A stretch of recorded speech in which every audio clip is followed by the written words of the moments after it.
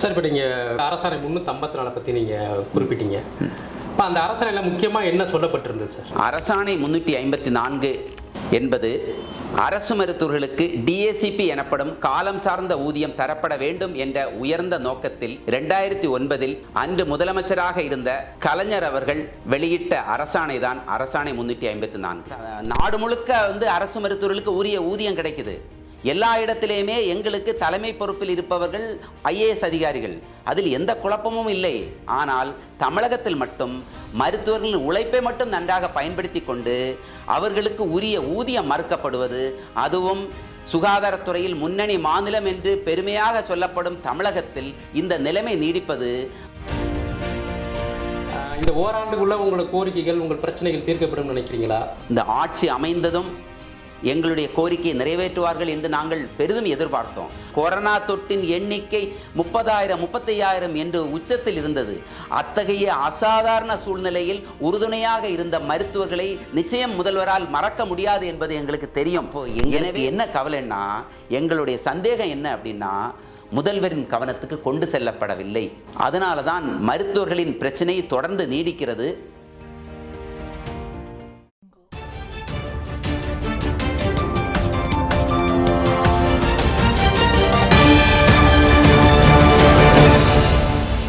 இந்து தமிழ் திசை நேயர்களுக்கு வணக்கம்.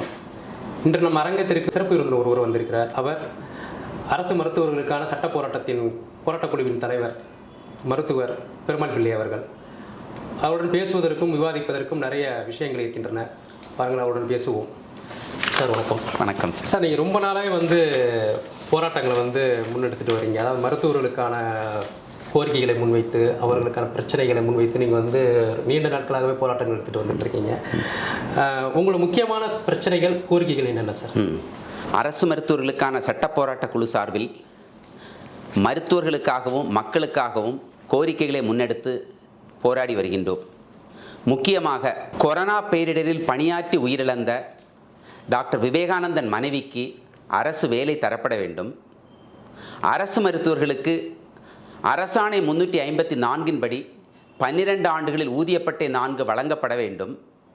தமிழகத்தில் அரசு மருத்துவமனைகளில் நோயாளிகளின் எண்ணிக்கைக்கு ஏற்றாற்போல் மருத்துவர் பணியிடங்கள் உருவாக்கி மருத்துவர்கள் நியமிக்க வேண்டும் உள்ளிட்ட மிக மிக முக்கியமான கோரிக்கைகளை வலியுறுத்தி நாங்கள் அரசுக்கு தொடர்ந்து வேண்டுகோள் விடுத்து வருகின்றோம். பல்வேறு போராட்டங்களையும் நடத்தியுள்ளோம். இருப்பினும் இன்று வரை எங்கள் மீது அரசின் பார்வை விழவில்லை என்பதுதான் வேதனையாக உள்ளது. சார், இப்போ நீங்கள் பேசுகிறப்ப அரசாணை 354 பற்றி நீங்கள் குறிப்பிட்டீங்க. இப்போ அந்த அரசாணையில் முக்கியமாக என்ன சொல்லப்பட்டிருந்தது சார்? நல்ல கேள்வி. அதாவது அரசாணை 354 என்பது அரசு மருத்துவர்களுக்கு டிஏசிபி எனப்படும் காலம் சார்ந்த ஊதியம் தரப்பட வேண்டும் என்ற உயர்ந்த நோக்கத்தில் 2009 அன்று முதலமைச்சராக இருந்த கலைஞர் அவர்கள் வெளியிட்ட அரசாணை தான் அரசாணை 354. அதில் முக்கியமாக அரசு மருத்துவர்களுக்கு 12 ஆண்டுகளில் ஊதியப்பட்டை 4 தரப்பட வேண்டும். இதைத்தான் நாங்கள் இத்தனை ஆண்டுகளாக கேட்டு வருகின்றோம். சார், 2009 அது கலைஞர் கருணாநிதி அவர்களோட ஆட்சி காலத்தில் அதை வெளியிட்டாருன்னு நீங்கள் சொல்கிறீங்க. அதை பின்னால் வந்த அரசோன்னா அவர் ஆட்சி காலத்தில் கூட 2 ஆண்டுகள் இருந்தப்போ அதையே அது அமலுக்கு வரலையா? நல்ல கேள்வி. அதை அந்த ஜியோவில் சொல்லப்பட்டது என்னன்னா, மறு ஆய்வு செய்து 5 ஆண்டுகளுக்கு ஒரு முறை மறு ஆய்வு செய்து உரிய ஊதியம் தரப்பட வேண்டும் என்று தரப்பட்டுள்ளது. இருப்பினும் அந்த வகையில் இந்த அரசாணையை 2017 2022 2 முறை ரிவ்யூ மறு ஆய்வு செய்யப்படாமலே கிடப்பில் போடப்பட்டுள்ளது. அது என்ன காரணம் சார்? ஏன் கிடப்பில் போட்டதுக்கு அரசு தரப்பில் என்ன சொல்கிறாங்க? அதாவது அரசு மருத்துவர்களுக்கு உரிய ஊதியம் தரப்பட வேண்டும் என்ற எண்ணம் முதலமைச்சருக்கோ மக்கள் நல்வாழ்வுத்துறை அமைச்சருக்கோ இருந்தாலும், குறிப்பாக உயர் அதிகாரிகள் சிலர் இதை தடுக்கின்றனர் என்பதில் சந்தேகமில்லை. அதனால்தான் எங்களுக்கு இவ்வளவு காலமாக ஒரு சாதாரண கோரிக்கையை, இருக்கின்ற அரசாணையை அமுல்படுத்துவதை இவ்வளவு காலமாக பண்ணாமல் உயிர்காக்கும் மருத்துவர்களை தொடர்ந்து போராட வைக்கிறார்கள் என்பதுதான் வேதனையாக உள்ளது. சார், இப்போ அரசு அதிகாரிகள் தடுப்பதா நீங்கள் சொன்னீங்க. இப்போ பேசுகிறப்ப அப்போனா வந்து அவங்க முதலமைச்சரின் கவனத்துக்கு கொண்டு போகாமல் அவங்க அதை தடுக்கிறாங்கன்னு சொல்ல வரீங்களா? அப்படின்னா அது வந்து அரசுக்கு அது ஒரு கெட்ட பேராக போயிருமே அது. நிச்சயமா இதுதான் வந்து நாங்கள் வந்து சந்திச்சுட்டு இருக்கிறோம். கிட்டத்தட்ட வந்து கடந்த அதிமுக ஆட்சியிலையும் சரி, தற்போதைய ஆட்சியிலையும் சரி, முதலமைச்சரின் கவனத்துக்கோ துறை அமைச்சரின் கவனத்துக்கோ சென்று விடாமல் முழுக்க முழுக்க உயர் அதிகாரிகள் இதில் எடுப்பதால் இந்த நிலைமை நீடிக்கின்றது. ஏன்னா நாடு முழுக்க வந்து அரசு மருத்துவர்களுக்கு உரிய ஊதியம் கிடைக்குது. எல்லா இடத்திலேயுமே எங்களுக்கு தலைமை பொறுப்பில் இருப்பவர்கள் ஐஏஎஸ் அதிகாரிகள், அதில் எந்த குழப்பமும் இல்லை. ஆனால் தமிழகத்தில் மட்டும் மருத்துவர்களின் உழைப்பை மட்டும் நன்றாக பயன்படுத்தி கொண்டு அவர்களுக்கு உரிய ஊதியம் மறுக்கப்படுவது, அதுவும் சுகாதாரத்துறையில் முன்னணி மாநிலம் என்று பெருமையாக சொல்லப்படும் தமிழகத்தில் இந்த நிலைமை நீடிப்பது மருத்துவர்களுக்கு மட்டுமல்ல, சுகாதாரத்துறைக்கும் நல்லதல்ல, தமிழகத்துக்கும் நல்லதல்ல என்பதை தெரிவித்துக் கொள்கின்றேன். சார், இப்போ நீங்கள் பல ஆண்டுகளாக போராட்டம் நடத்தினாலும் கூட 2019 நடத்தின போராட்டம் வந்து மிக பரவலாக பேசப்பட்டது. ஏன்னா அது நீண்ட போராட்டமாக இருந்தது. அதில் அந்த போராட்டத்தில் வந்து இப்போ அரசு தரப்புல இருந்து உங்களுக்கு சில உறுதிமொழிகள் அப்பொழுது அளிக்கப்பட்டது. அப்போ வந்து ஆட்சியில் இருந்த அதிமுக ஆட்சியில் உங்களுக்கு என்ன சொல்லப்பட்டது? அன்னைக்கு வந்து நாங்கள் நடத்திய காலவரையற்ற போராட்டம் 7வது நாள் நெருங்கிய போது அப்போதைய முதல்வர் அவர்கள் மருத்துவர்கள் தங்கள் போராட்டத்தை கைவிட்டால் அரசு தாயுள்ளத்துடன் கோரிக்கையை நிறைவேற்ற தயாராக இருப்பதாக வேண்டுகோள் விடுத்தார்கள். அந்த முன்னாள் முதல்வரின் வேண்டுகோளை ஏற்று நாங்கள் அப்பொழுது போராட்டத்தை கைவிட்டோம். இருப்பினும் அந்த போராட்டத்தை முடித்த பிறகு எங்களுக்கு தண்டனை தான் வழங்கப்பட்டதே தவிர கோரிக்கை நிறைவேற்றப்படவில்லை. இன்று வரை இந்த நிலைமை தான் நீடிக்கின்றது. சரி சார், 2019க்கு அப்புறம் 2020 கரோனா பெருந்தொற்று வந்தது. கரோனா பெருந்தொற்று நமக்கு எல்லாத்துக்குமே தெரியும். மருத்துவர்கள் தான் அதை வந்து முன்கள போராட்ட வீரர்கள் நின்று மக்களை வந்து காப்பாற்றினாங்க. இப்போ அந்த காலகட்டத்தில் வந்து மருத்துவர்களுக்கு நிறைய அவங்களுக்கு சில விஷயங்கள்லாம் அறிவிக்கப்பட்டது. சலுகைகள் அறிவிக்கணும் அவங்களோட பாதுகாப்புக்கு அப்படின்னு சொல்லிட்டு. அன்றிருந்த அதிமுக ஆட்சியில் அதை நிறைவேற்றப்பட்டதா? அப்படி விடுபட்ட சில திட்டங்கள் வந்து பின்னால் வந்த திமுக ஆட்சியில் நிறைவேற்றப்பட்டதா? முக்கியமான கேள்வி. கொரோனாவில் பணியாற்றி உயிரிழந்த அரசு மருத்துவர்கள் 11 பேர். அவர்களில் 2 பேர் மதுராந்தகன் டாக்டர் சுகுமார், தூத்துக்குடி டாக்டர் கல்யாணராமன். இந்த 2 குடும்பத்தினருக்கும் அதிமுக ஆட்சியில் 25 லட்சம் வீதம் நிவாரணம் வழங்கப்பட்டது. ஆனால் திமுக ஆட்சியில் ஒருவருக்கு கூட 10 காசு கூட நிவாரணம் தரப்படவில்லை. அதிலும் குறிப்பாக இந்த 11 மருத்துவர் குடும்பங்களில் மிகவும் ஏழ்மையான குடும்பம், ரொம்ப சிரமத்தில் உள்ளவர்கள் டாக்டர் விவேகானந்தன் குடும்பத்தினர். திருவள்ளூர் மாவட்டம் பள்ளிப்பட்டு அரசு மருத்துவமனையில் காதுமுக்கு தொண்டை நிபுணராக பணியாற்றியவர் டாக்டர் விவேகானந்தன். கொரோனா பேரிடரில் பணியாற்றி உயிரிழந்த அந்த மருத்துவரின் குடும்பத்தை அரசு இன்று வரை கண்டுகொள்ளவில்லை என்பது வேதனையாக இருக்கின்றது. குறிப்பாக தனக்கு அரசு வேலை தரப்பட வேண்டும் என்று 3 தடவை குழந்தைகளுடன் நம்முடைய மாண்புமிகு அமைச்சரை போய் சந்தித்து கேட்டோம். இதோ வந்துடுது, 1 வாரத்தில் தர்றோம் அப்படின்னு சொன்னாங்களே தவிர இன்னைக்கு வரைக்கும் தரல. பல்வேறு போராட்டங்களில், இன்னும் சொல்லப்போனால் நாங்கள் நடத்திய சாகுமுறை உண்ணாவிரத போராட்டத்தில், மேட்டூரில் நடந்த போராட்டத்தில் டாக்டர் விவேகானந்தன் மனைவியும் கலந்து கொண்டார். உலகத்திலேயே கொரோனா பேரிடரில் பணியாற்றி உயிரிழந்த மருத்துவரின் குடும்பம் சாகுமுறை உண்ணாவிரதத்தில் இருந்ததும் தமிழகத்தில் மட்டுமே நடந்துள்ளது. ஆனால் அப்படி இருந்தும் இந்த அரசாங்கத்தின் மனசாட்சியை தட்டி எழுப்ப முடியவில்லை என்பதுதான் வருத்தமாக இருக்கின்றது.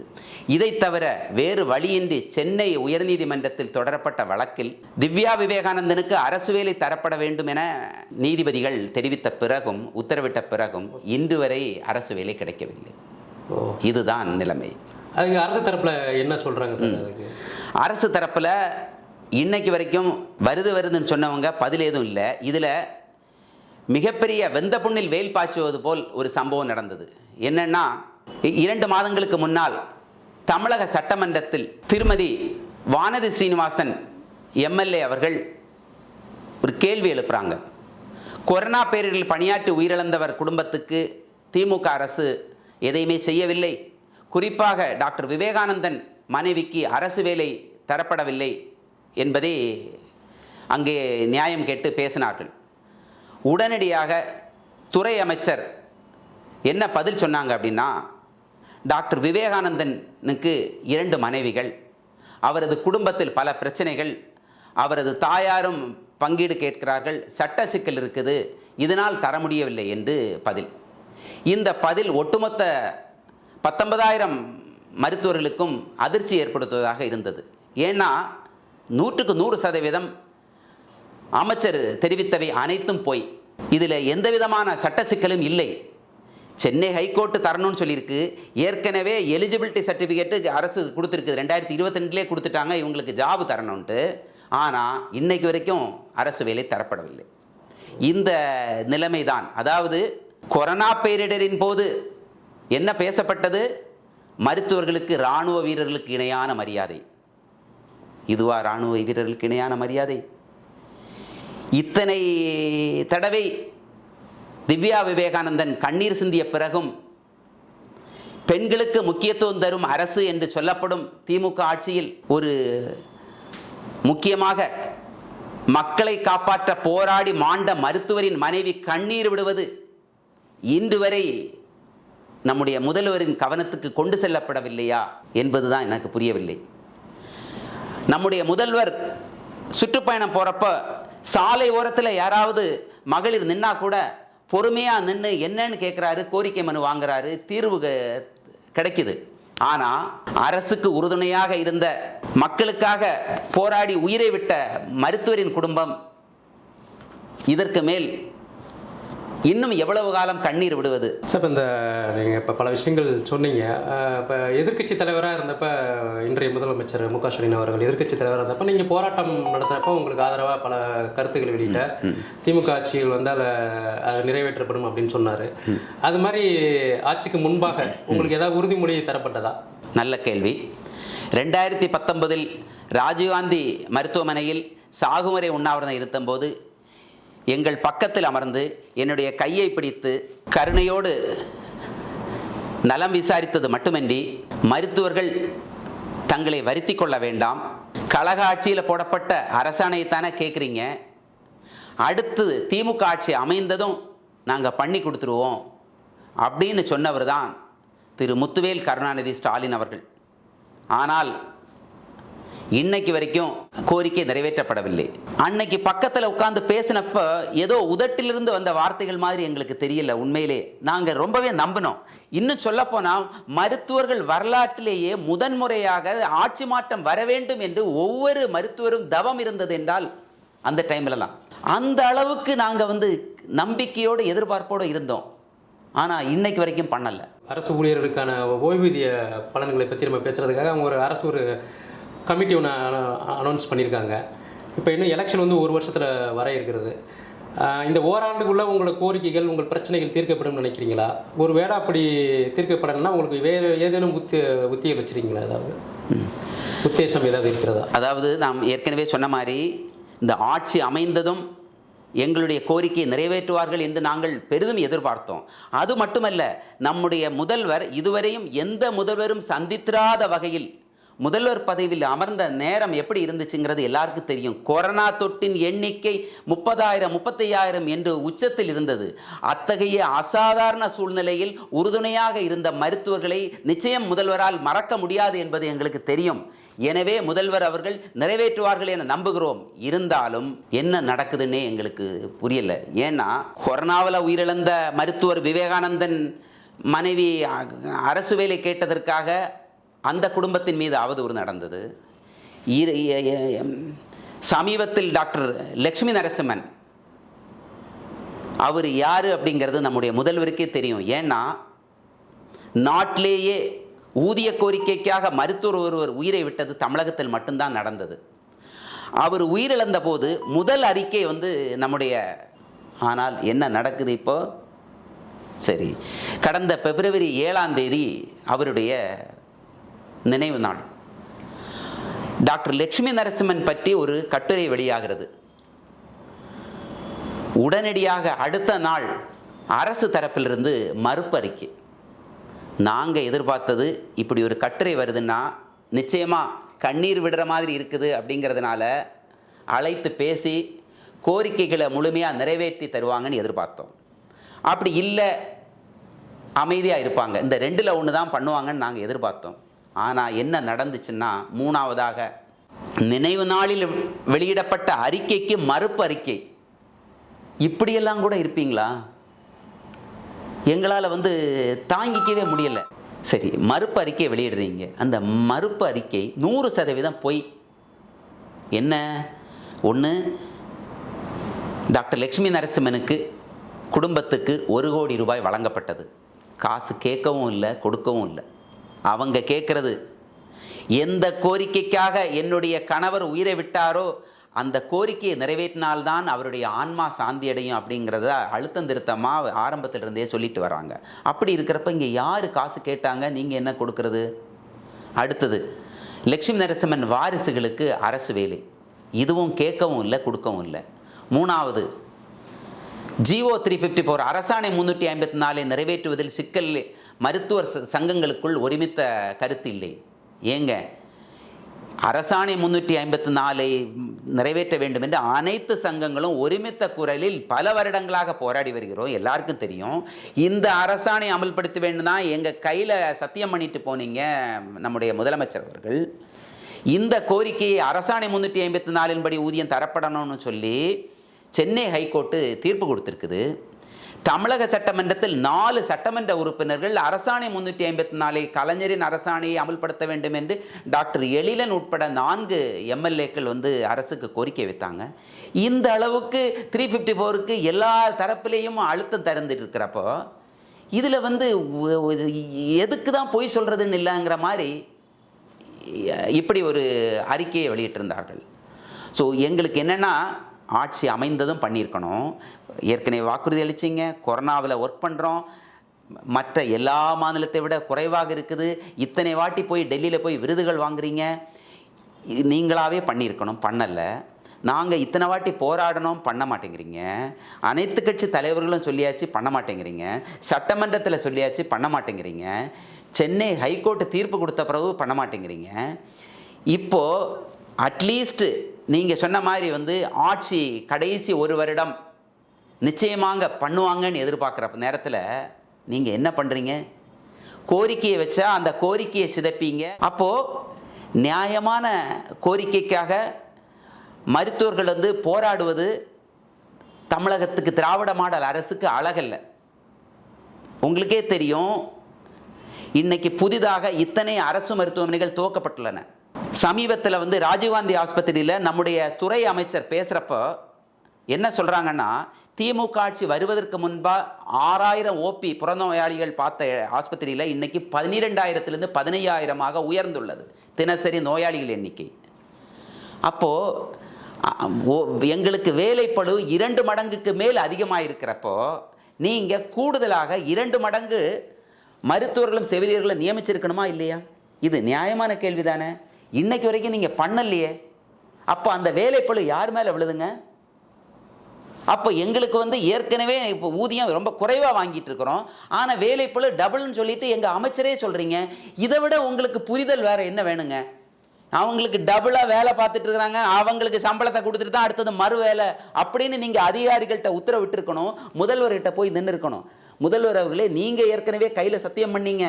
உங்கள் அப்பா, அதாவது நம்முடைய கலைஞர் தலைவர் போட்ட ஆணை கோர்ட்டு சொல்லிடுச்சு. இப்போ ஓபியும் அதிகமாயிடுச்சு, நம்ம அவார்டாக வாங்கிட்டு இருக்கிறோம். இதுக்கு மேலேயும் நிறுத்தி வைக்கிறத விட ஒரு மிகப்பெரிய அநீதி மருத்துவர்களுக்கு தர்றதுன்னா வேற எதுவுமே இல்லை அப்படின்னு சொல்லியிருந்தா நம்முடைய முதல்வர் அவர்கள் என்னைக்கோ நிறைவேற்றியிருப்பாங்க.